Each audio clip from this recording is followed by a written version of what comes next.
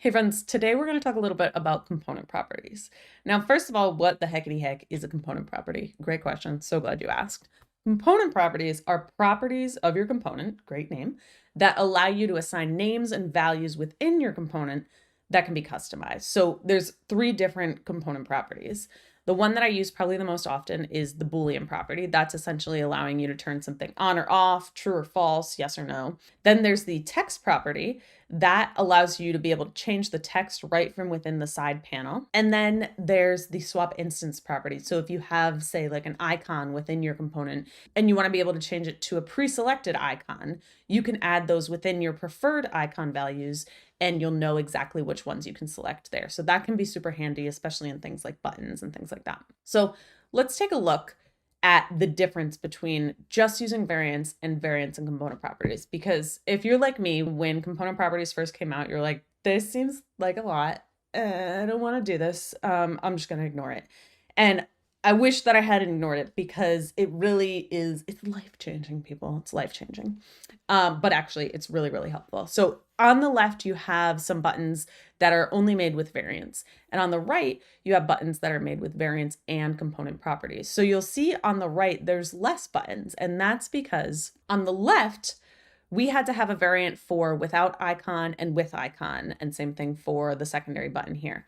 On the right, we've been able to use just this one button and tell this icon here to either be shown or not shown, true or false. And that might seem like, okay, that's great. You were able to get rid of a couple buttons here. That's not a big deal.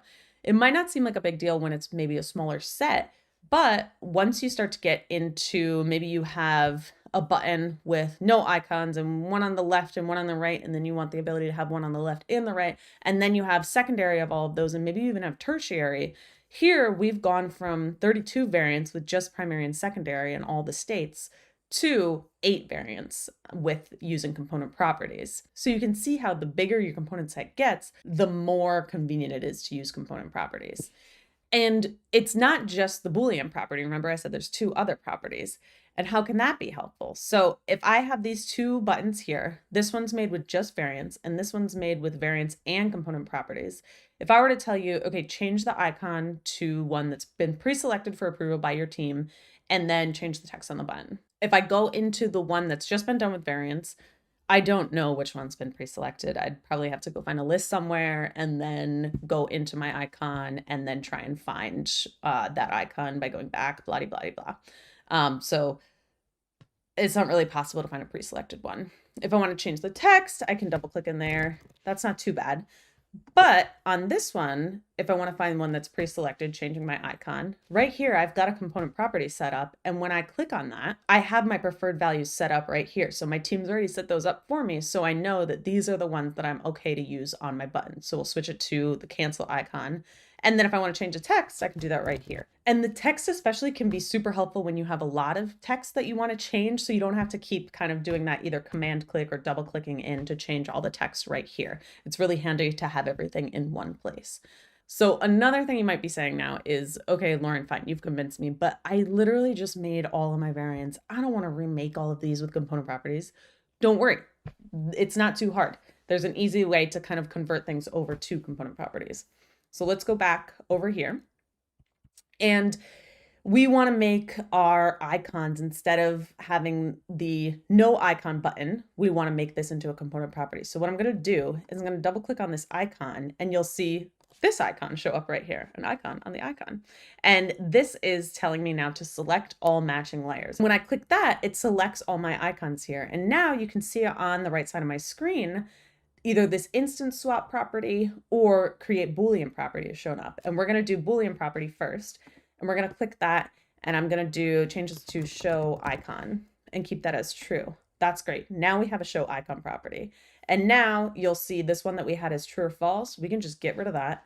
And then we can even just get rid of these icons right here because we've already made this icon now set to be true or false. And when I pull this out now, the show icon is still there, just as we had it toggleable before, but we've been able to delete all these extra components that we don't need. And while we're in here now, we can also go back to here, select all, and add in that instance swap property that we wanted.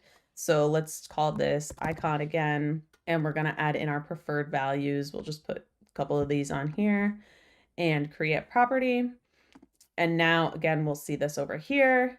This is allowing me to change this. And another thing that you can do is if you feel like these are not in the right order that you want, maybe you want this one to be above or however you want it to be, you can swap those around and put them in the order that you want them to be.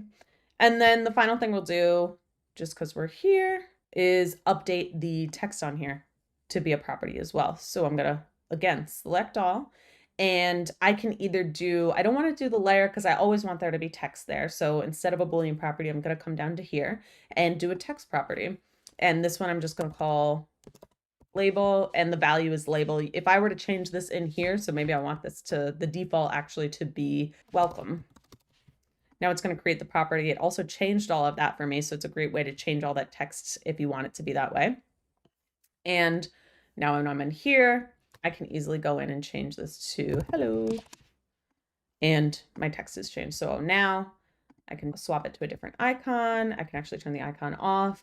And everything that I made before, as far as the primary and secondary, that all still stays. I don't have to change any of that. So it's really a lot easier than it might seem from the beginning to just kind of add in those component properties, even when you've already made the variants. Hopefully that helps and you can get to component propertying. Yay. Bye.